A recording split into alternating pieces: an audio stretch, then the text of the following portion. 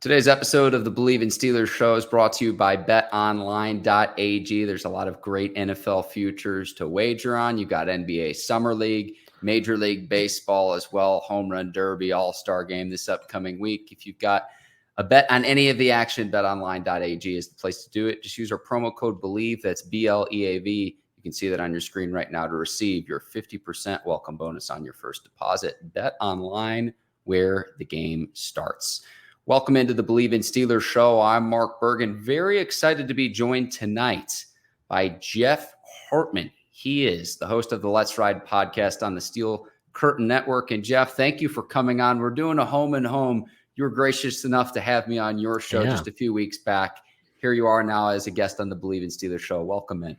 Yeah, I feel like I'm making it big, I'm normally asking you to be on my show. Now you're asking me to be on yours. Hey, it's just fine. Let's do it. I love the conversation. Love talking Steelers football. I think we've got 9 Sundays left between now and the start of the regular season. And I'm not one to wish my life away, but get me to September 10th at home, Acrisure Stadium. First time the Steelers will open the season in Pittsburgh since 2014. And it'll be year 2 for Kenny Pickett. Jeff, that's where I want to start. In your opinion, what does success look like for Kenny Pickett in year 2? That's a really tough question based on the fact that everyone's going to point to a different metric, right? Some people are going to point to things like overall yardage. Some people are going to point to touchdown to interception ratio. Some are going to point to completion percentage. To me, I just want him to have a complete control of the offense. And hey, I'm going to be honest. The only stat that matters to me is points scored. And so what's the red zone percentage look like? That's what I want to know, because it was pretty bad last year. And he had, I believe, the lowest quarterback rating in the NFL inside the red zone, and then especially even worse when it got inside the 10. So situational football, I think, is where I want to see Kenny Pickett grow the most. But I think everything else is just kind of frills. He doesn't have to throw for 5,000 yards. If he throws for 3 or even in between 2,500 and 3,000, but has good red zone production. The Steelers are scoring more points. They're running the ball better. Play action becomes more of a thing. I would be happy with that. To me, it's not all stat driven except for one, and that's points scored. That's just me, though, my own personal metric. That is terrific insight there, Jeff. I'm going to go on a more macro level. Let's just get to the playoffs. There you go. Period. Sure. Like playoffs, if you get back in the postseason, glass half full. The Steelers, I think, could arrive a year early this year to say no one's really talking about them, to where they surprise some teams. They surprise a lot of the league to where, okay, maybe they're not quite a contender in the AFC this season, but to where they would be building towards next season in year 3 when it's like, wow, this team could potentially win a Super Bowl. And that glass half full perspective, in my opinion, would be, there's a reason you kept Matt Canada for the continuity. It was a decision I did not agree with, but I look at other young quarterbacks that have struggled in the NFL, and I know that he doesn't have to learn a new system. He doesn't have to learn a new terminology or to work with a new offensive coordinator. And because Mike Tomlin's a defensive coach, if they would have gone out and gotten, let's say, a Byron Leftwich in this offseason, or Frank Reich, or one of the other brilliant offensive minds that was out on the market, if that coach had success, say if you had moved on from Matt Canada, what's to say that you're not having to find an offensive coordinator again in the 2024 season? So that's my perspective, as glass half full. You get back to the playoffs, and hopefully that continuity you can use where you were at the end of 2023 as your baseline week 1 of the upcoming season. Where you were at the last week of 2022 season is week 1 in 2023. That's where I'm at, Jeff. Let's not forget, everyone talks about Matt Canada. Kenny Pickett likes Matt Canada. He actually likes him. I know that Steeler fans were probably spitting their coffee all over themselves this morning. He actually likes the guy. He recruited him from Temple, and he was there with Temple and Pitt, and he was there in New Jersey. He's in his living room. He got Kenny Pickett to come to Pitt. Kenny Pickett was thinking about going to Temple. That's what I meant to say. And then he got him to come to Pitt. Then he leaves Pitt. Kenny Pickett, I think, vibes with Matt Canada. He likes his overall view of the offense. It's one of the reasons why he went to the University of Pittsburgh. So I don't think that should be underscored. We as fans, from an outsider's perspective, will always look at things from a global situation and saying, well, the results aren't there that we want. But there's a good chance, and I thought this at the end of last season, that whether Canada stays or goes, if I was Mike Tomlin and Art Rooney II, I leave it up to Kenny Pickett. I call Kenny into the office and say, hey, what do you think? You know, if you're not happy with the way this is going, well, let's cut ties now. Let's get you in year two with a new guy that you like and you're comfortable with. But if you like it and you want to give this another show, let's go. I wouldn't be shocked if they did that. And like I said, Kenny Pickett likes Matt Canada. So there you go. And let's look at this from the conference standpoint too. Look at all the quarterback talent there is in the AFC compared to the NFC. There's Jalen Hurts and everyone else. Yeah. So the Steelers have to have at least good quarterback play realistically if they want to compete within the conference, like let alone their own division. And it's like, because we know Burrow's going to be the top. Lamar, we know what he can do when healthy. I know the Steelers have had success against Lamar, but two stud quarterbacks within your division, I have no clue what to expect from Deshaun Watson this season. So the Steelers in year two, hopefully you can build upon that. And again, the familiarity, I don't think can be underscored enough, because I look at the other struggles of young quarterbacks in this league. Look at what happened to Mitch Trubisky in Chicago. Look at what happened to Baker Mayfield in Cleveland. And look, at a certain point, you look at yourself in the mirror and say, a quarterback is, you look in the mirror and quarterback is what he is at a certain point. But when a young quarterback struggles in this league, it shouldn't always be pointed to, oh, it's the quarterback's fault. I look at who are his coaching, what were his coaches doing to put him in a position to succeed or not. It is kind of half and half, you know. Is Matt Canada to blame for Kenny Pickett's early interceptions in his time? No, he's not. But at the same time, was Kenny Pickett also, did he suffer from some of the play calls? Yeah, he did. So it's kind of 50-50. There's the yin and the yang approach there to quarterback, play caller, etc. But Matt Canada's here to stay, and I'm excited. If he doesn't do it this year, there's no crutch. Like, he has no crutch anymore. Like, if it doesn't work this year, the contract's expired. Thanks for your time. We're moving on. But we'll see. We'll see how it goes. You're in my brain, Jeff, which is a dangerous place to be, because if the offense struggles, he's your easy scapegoat. Yeah, absolutely. I mean, point blank, period. Just my 2 cents worth. We'll see how that shakes out. Again, training camp at the end of this month. So we still have a few more weeks to go. Bleav the veterans report on July the 26th. I think I got my dates right there. And veterans, rookies and veterans, both. That's the last. They are the last team to report to camp. Is there a position battle that you are most excited for between now and the start of camp? Well, really, once we get into camp. Yeah, it's tough. I mean, you're not going to split it up offense and defense. So I'll stick to one on offense that I'm really excited for. To tease my Monday Let's Ride podcast, had Jim Wexel on from the Steel City Insider. We talked about this a lot. It's wide receiver. So with the Steelers wide receiver, you know, you have two known commodities, right? You have Deontay Johnson and George Pickens. Well, what do you have after that? You have Allen Robinson, who you traded for, so you're going to give him his spot. That's 3. Now you got to guess how many they're going to keep. Let's assume 6. So there's 3 open spots. You have Calvin Austin III, 4th-round pick in 2022, but has not played a meaningful snap in the NFL, even in the preseason yet. So far, he's suffering from Senquez-Golson syndrome. I don't even like to bring that up, but still, I got to say it, all right? Too soon. Yeah. So Calvin Austin III, no one knows. Then you have like a Cody White, who, from my source in the Steelers organization, he's had a great spring. Like, they really like what they've seen from Cody White. Gunnar Olszewski, fans love to hate him. Had those awful turnovers, muff punts, especially in week 2 against New England last year.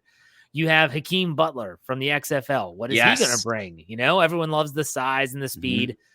There's also a reason this guy's never made it anywhere. Like, I mean, he didn't make it in the NFL. He got cut. He gets picked up again, gets cut again, goes to Canada, gets cut again, finally gets through an XFL season, finds his way to Pittsburgh. If I got to think that if Mike Tomlin can't do something with this guy, no one can. You Miles Boykin.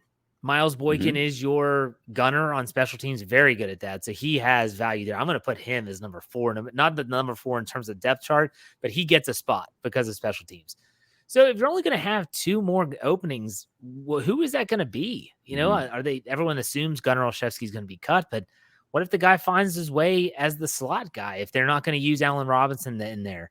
It's really interesting, really intriguing to me when you see these names and you only have 2 known players there. And so, yes, I went with a position without a rookie and without, a big free agent pickup. There was a trade with Allen Robinson, and I'm hoping for a Jericho Cotchery-like season for him where he had 10 touchdowns. That was Cotchery before he jettisoned Pittsburgh for Carolina. I don't know. There's just something about the wide receivers where I think there's a lot of shuffling to do. And that's why I think this training camp battle is going to be really important. We're going to get to see this with our own 2 eyes, both in the preseason and in practices at St. Vincent College. Who's going to fit and where are they going to fit and how's it going to look? I'm intrigued. Let's put it that way. I want to start with Robinson, and I'll share some of my thoughts about some of the other receivers. I love the fact that the Rams are paying like 2/3 to 3/4 of his salary. Yeah. Like, thank you, Los Angeles. Thank you, Les Snead and company, the Rams front office for picking that up, because something I am excited about. Allen Robinson played with Mitch Trubisky in Chicago and then was in Jacksonville. Like, my point being, Allen Robinson's never played with a great quarterback before. And I don't even know if Kenny Pickett is a great quarterback, but a competent quarterback. Allen Robinson's produced at a high level in this league before. He's demonstrated the ability to do that. And you might say, well, Mark, what about last year with the Rams and Matthew Stafford? Matthew Stafford didn't play for a good portion of last season due to injuries. And this was not the same Rams team to where the year before won the Super Bowl. Right. I mean, it might have been the weakest Super Bowl defense we've ever seen in the history of the league. Like, it might be a bit of a hyperbole, but this was not nearly the same team that said, hey, we're going to blow it up and we're going to, send off pieces. Bobby Wagner's not there anymore. Jalen Ramsey's not there anymore. I know they still have Cooper Kupp, but the fact that it was a savvy move to where it's a really 1-year tryout basis to where if Robinson produces, the Steelers could pick up his contract for 2024. If he doesn't, you could pretty much cut ties and say, hey, let's reset the deck and see what we're going to do at the receiver position beyond this year. So high risk, high reward. I like his size as well. It can go up and get it, and almost as like an additional tight end in terms of the blocking game. So I like the Allen Robinson pickup a lot. Now, let me say about Allen Robinson. I don't know if he's from New Jersey, but he sure as heck is spending a lot of time there because he's always in the videos with Kenny Pickett. His quarterback coach puts out the videos. Kenny Pickett's working out, always throwing to Allen Robinson. Dave, like the day before his wedding, Allen Robinson is there on the field in New Jersey with Kenny Pickett. After his wedding, Allen Robinson's on the field. Like I said, I don't know if he's from New Jersey, but he must have said to Kenny Pickett, hey, Kenny, where are you going to be training? Because I'm going to get a place, and I'm going to be there every chance that I can. And I think it's going to pay dividends. I really do. He's going to want to get that one last contract because he's 29 years old. Get that bag. So savvy by him because, again, they've got the option in 2024, but beyond that to say, can I get one more deal to where maybe not quite a number 1 receiver, but a high-level receiver in this league. That's what's at stake there. Now, you mentioned the other receivers. You mentioned Gunnar Olszewski. This was one of the questions I was going to ask you later is what the Steelers are going to do from a return man standpoint. Who's going to be the punt returner? Who's going to be the kick returner? If it's going to be Gunnar again, like, I just know what I'm going to get with him at this point, Jeff. And it's just I'm whelmed by it. I'm underwhelmed, but I'll just say whelmed because, again, I'm trying to be glass half full here. This, to me, when you talk about the return specialist, if the Steelers are going to have any player on their team that might even be dubbed that return specialist, it makes the Anthony Miller release that much more kind of mind-boggling. I always thought that he was their fallback. They could have cut Gunnar Olszewski if Calvin Austin III makes the team as a receiver, but is not capable as a punt returner, kick returner. Anthony Miller could be your guy, and he's not a bad receiver. So when they release him, boy, there had to be health related because it just doesn't make sense from a roster standpoint. So now, who is that guy? Is it Alfonso Graham, who is a running back that could potentially be that guy? Gunnar Olszewski, well, we know, like you said, very underwhelming. Calvin Austin III, again, haven't seen him do anything of any significance. That's another position to watch. Special teams for the Steelers this year are going to be very intriguing to watch in the preseason and in training camp. And let's also not forget the rule changes. How important is a return specialist anymore? You want to have the kickoff rules that have changed. gosh, put anyone back there. It doesn't matter. Just, just do what you got to do. And then we'll get the ball wherever wherever you get it, and let's go. I'm more of a proponent of it. Most people don't know this. The last time the Steelers had a punt return for a touchdown was in 2019 in Arizona's Deontay Johnson. That was the last time they've had a punt return touchdown. So you know what I say? If you have a returnable punt, put him back there. Get DJ back there to return a kick. Why not? They used to do it with Santonio Holmes and Antonio Brown. Are you saying that Antonio Brown is above those two players when they were in their prime in Pittsburgh?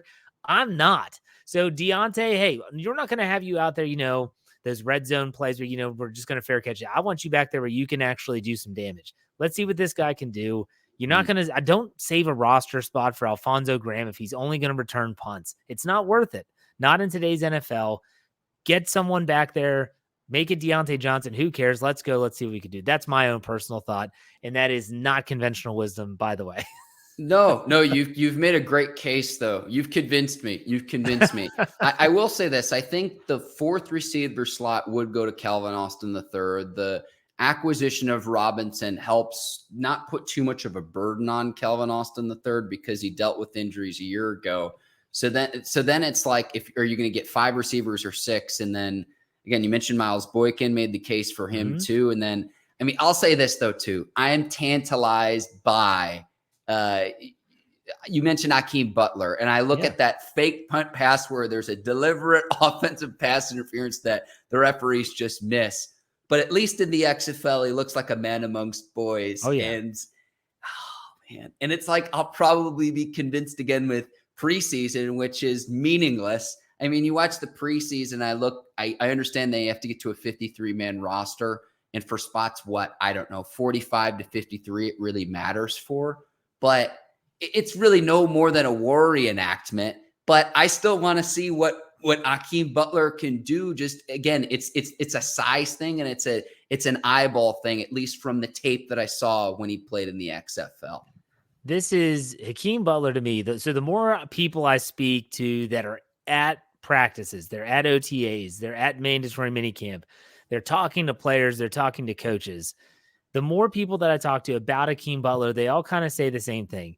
I don't know if he's going to fit. He's kind of making some mental mistakes. It just doesn't seem, and it's new. He hasn't had the full off season and all the workouts and all the different phases of OTAs. I get that. I could see him having like a Tuzar Skipper type preseason though. I'm talking, he goes out there against 3rd and 4th string guys and he lights it up. And everyone's like, oh my gosh, Hakeem Butler is the guy. And then he gets cut. And everyone's like, oh my gosh, he got cut. It's because he's going against 3rd and 4th string guys that belong in the XFL, which, like you said, he looks like a man amongst boys with. But when you get him out there with maybe higher level talent, it'll be interesting to see how he handles it.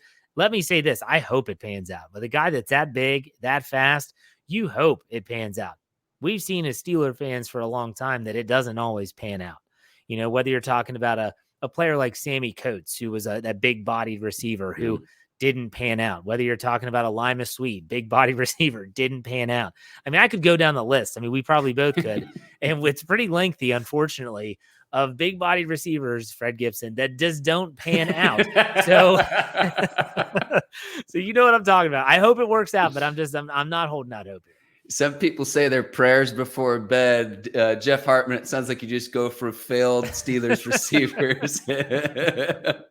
I'll let you go either here. Rookie, free agent, acquisition, trade.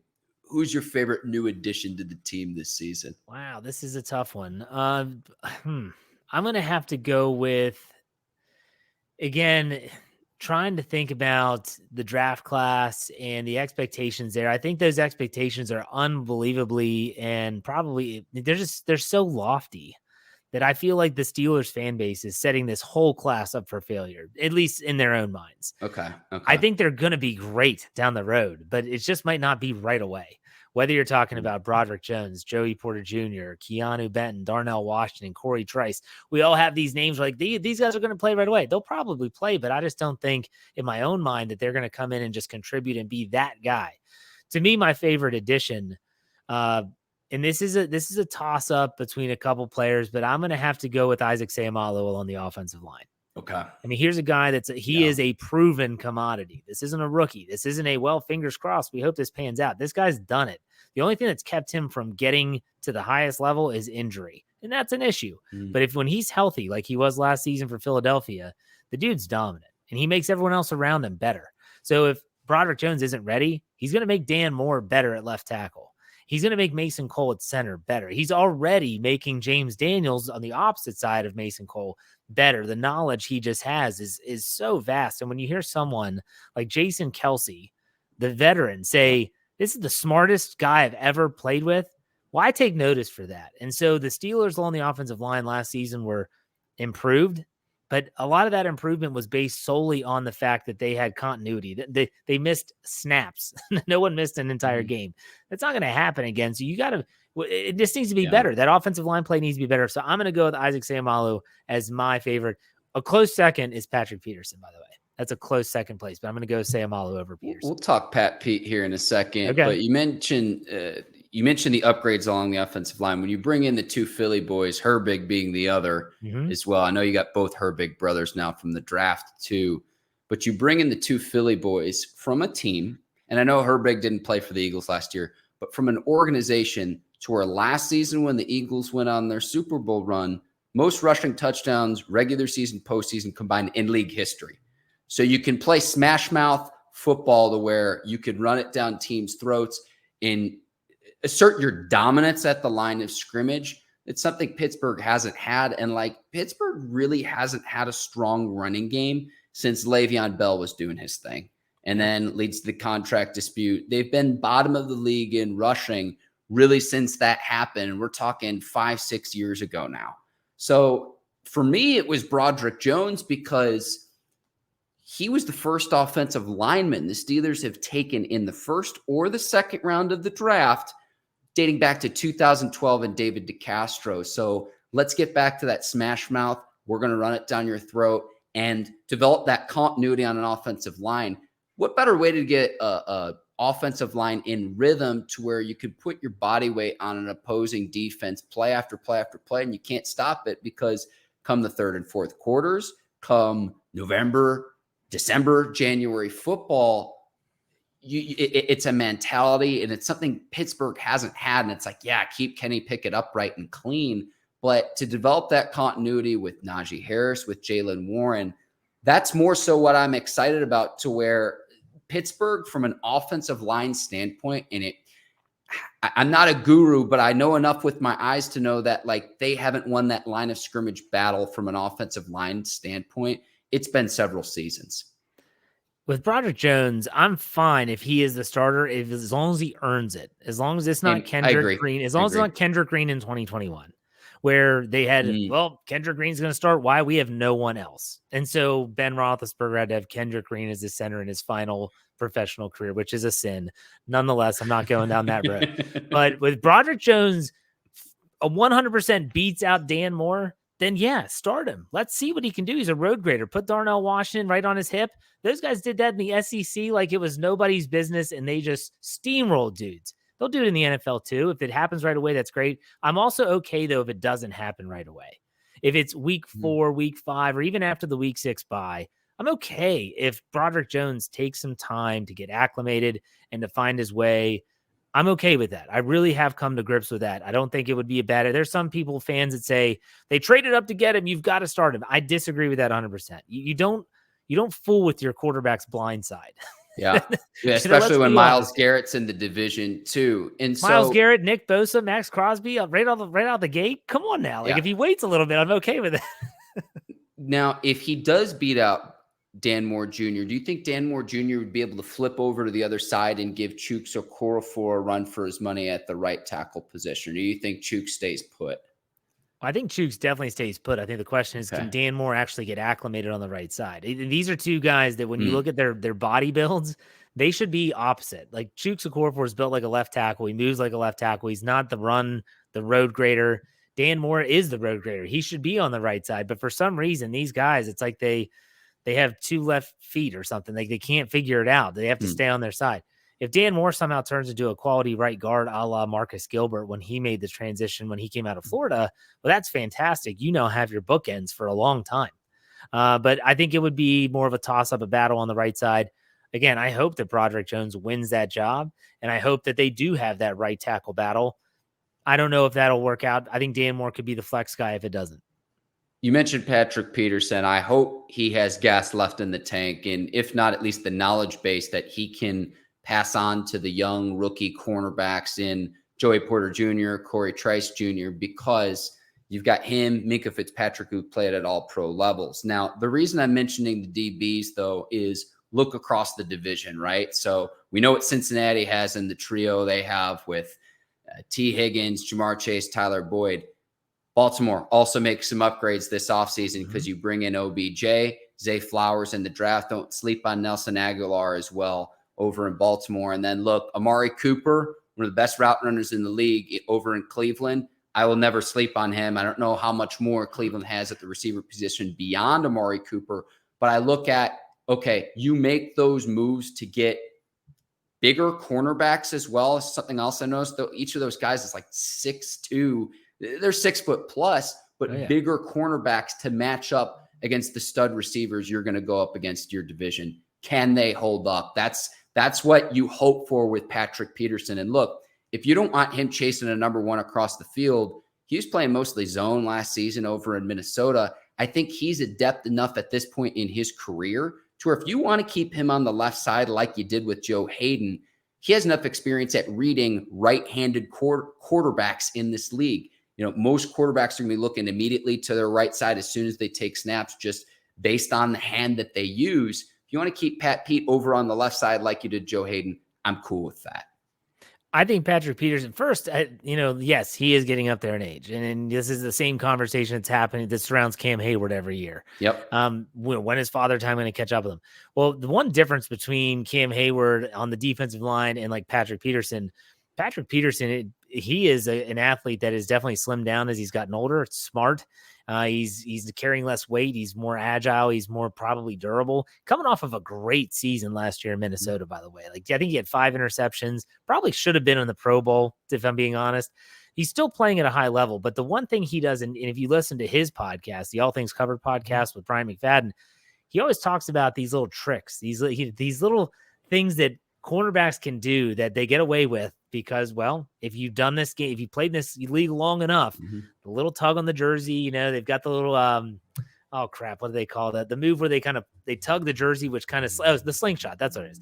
Slingshots him forward. He always talks about that he's teaching these young guys these things. So when 6'3" Corey Trice and 6'2" Joey Porter Jr. are the guys on the outside, they're going to think back into this Rolodex of little tricks that Patrick Peterson taught them when he was there their first year, maybe even his second year. It's twofold for me. He's a great player still, and I think he can still hang with those aforementioned receivers that you mentioned. But I think also, boy, the wealth of knowledge he's handing down to these young defensive backs is going to be invaluable. It's going to be absolutely invaluable. Absolutely. 2 more topics I want to get to, Jeff. Sure. Alex Highsmith, I think his contract extension, whether that gets done before the start of the season, to me is like the last chess move of what has been what I'm calling the wrath of Khan. Yeah. Omar Khan in his first offseason as the general manager of the team. They have the salary cap space to do it. If you look at overthecap.com right now, it's about $15 million, might be plus or minus a bit. But I think this could be the final move. And the reason I mention this too is, okay, let's look back at recent history. Minkah Fitzpatrick's deal got done in advance of the 2022 season. Then you locked up TJ Watt in 2021, like right on the eve of the season. I think that this could happen if it comes to the right number and the right figure. I think it would make a lot of sense. But whether Highsmith, he might want to bet on himself and say, hey, I'm going to ball and play at an even higher level to where it was almost Pro Bowl caliber in 2022. This to me is like the last thing that I'm really looking at in this offseason, barring injury. What say you?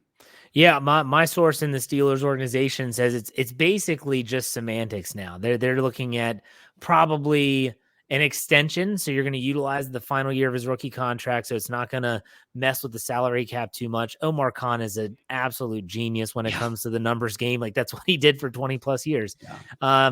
So my guess is it would be an extension, and that would probably maybe even give them some cap relief this year, if possible, by moving someone to a signing bonus. They might be talking about guarantees. They might be talking about overall signing bonus money, years. But most of the stuff from what I've heard, is it's kind of a done deal. Like, these guys, Alex wants to stay. They want him to stay. The question is, can they just get those minute details done? I don't even see this being a Deontay Johnson deal. If you remember, I think it was last year when he was at training camp, but he wasn't really doing any team drills, was just doing individual stuff. And then finally he gets his deal. I don't see it even being that. I think they get the deal done like Minkah Fitzpatrick before they report to camp. We're running out of time for that prediction to come to fruition, but nonetheless, that's what I think. I think it's going to get done for sure. All right, final topic of the show, most intriguing storyline for the Steelers this upcoming season. The floor is yours. Oh my gosh, it's one guy. It's Kenny Pickett. I mean, it's yeah. got to be the guy Kenneth Shane Pickett, as on our podcast we like to call middle names, KP8. I mean, this guy, is he the future? Is he the franchise? Everything looked really promising at the end of last season. You know, you win 4 in a row, you win 7 of your last 9. And those game-winning drives, whether you're talking about the strike to George Pickens against the Raiders on Christmas Eve and the frigid temperatures, the game-winning drive against the Baltimore Ravens at M&T Bank Stadium hitting Najee Harris, all those little glimpses, the it factor that everyone talks about. Well, he has that in spades, but can he do it for the duration of a 17? And that injuries, concerns, obviously the concussions. Mm-hmm. You have all these question marks surrounding Kenny Pickett. To me, the most intriguing storyline is Kenny Pickett. Kenny Pickett, put it all together and prove to the fan base, the team, teammates, the rest of the league and the division, I'm here for a really long time. The Steelers let one guy go, and then the very next year, they found their next guy. That's the most intriguing storyline. Will it happen in 2023? I sure hope that is a definitive statement next year at this time, that we are not asking, is Kenny Pickett the guy? But he is the guy. We're talking extension, how much money he's going to cost against the cap. You hope you have those type of discussions next year. And when you think about what I just said, that Ben Roethlisberger, an 18-year veteran, future Hall of Fame quarterback, 2-time Super Bowl winner, retires, and then the very next draft, you get potentially your next guy for the next decade plus. Talk about an organization. Talk about an organization that just is so freaking lucky that no one took a quarterback in 2022 until the 20th overall pick, when Kevin Colbert's last draft, he takes Kenny Pickett, could be the next guy. It gives me chills, honestly, to think about it, but it's talk about luck. Like, that would be tremendous. That's a storyline for me. That's absolutely. And if he does have success, does that propel Kevin Colbert to the Pro Football Hall of Fame? There's so many ties to this as well. I mentioned the disparity between AFC and NFC quarterbacks as well. The Steelers had to have a guy, and that was the thing where in Roethlisberger's final year, you could see that he wasn't what he had been earlier in his career.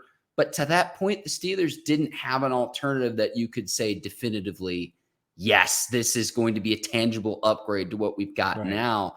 And he came in, and by the end of the year, and it was stuff that didn't always show up on the stat sheet, he was doing things and making plays. That is the difference between winning and losing. I think it was the game, I want to say it was against Atlanta, where he decides to stay in bounds. He's trying to convert on a 3rd down conversion, and it either kept the clock moving or forced the other team to use their final timeout. And it's small things like that that can be the difference between winning and losing in this league.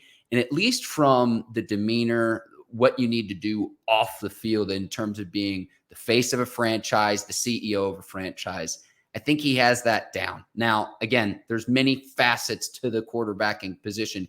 Can he make the big throws? Can he win in a shootout? Can he win against the other elite talent that we have in this league at the quarterback position?